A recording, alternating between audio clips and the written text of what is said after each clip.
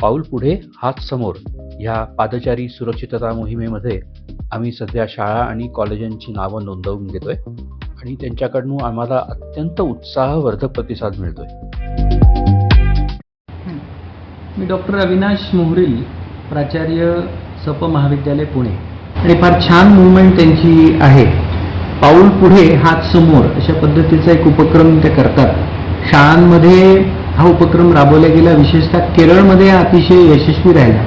आणि याच्या मागचा हेतू की ट्रॅफिकमध्ये पादचारी जे मृत्यू होतात, अपघात होतात, ते वाचवण्यासाठी म्हणून हा एक अतिशय महत्त्वाचा उपक्रम आहे. ही तरुण मुलं, शाळेचे मुलं हे जर यामध्ये सहभागी झाले तर हे अधिक प्रभावीपणे होऊ शकतं, याला माझी देखील मान्यता आहे.